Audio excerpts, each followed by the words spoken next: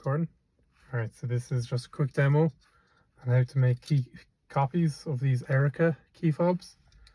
I'm sure there's other key fobs that follow the same method, but I know that this works with the ERREKA IRIS key fobs. Not sure if about the Evo. This might be Evo, might not be, but I think Evo's different. I think this is just a normal ERREKA IRIS. So what you do is you need to get a remote kind of like this. And I have another one that's like this. Basically, it needs to work with copying rolling codes. So if you go onto Amazon, you'll see the cheap ones that cost €3. They probably won't work because they're not universal and they don't work with rolling codes. So make sure they work with rolling codes. They might cost like €15–20 a pop. You can get them a bit cheaper if you order them in bulk off Alibaba, which is what I did, or if you order them from AliExpress. So this is the one I have. So the first thing you need to do is you need to hold down the first button, and then press the second button 1, 2, 3, 4 times. Start flashing. You hold down the first button on your ERREKA for 5 seconds, let's say. This will stay. This will hold green. And then when it's flashing like this, you need a wire. Give me 2 seconds. Let me just fit this wire in.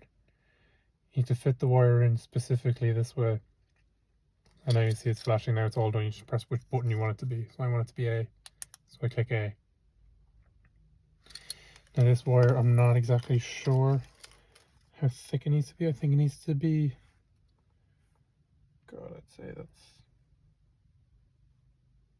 0.5 mil, I have to guess. I'm not sure.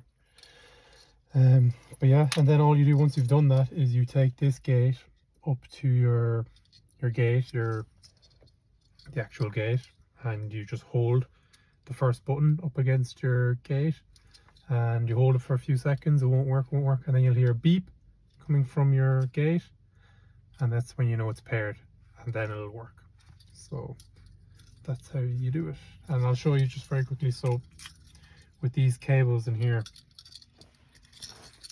with these wires, it needs to be into the first hole and in I suppose it's at the 5th hole, but the first bit, that bit there, not the second bit, but the first bit.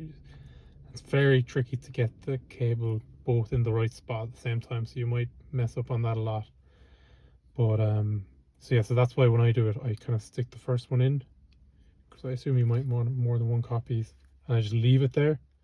That way you just put the second one in, and you just take one out.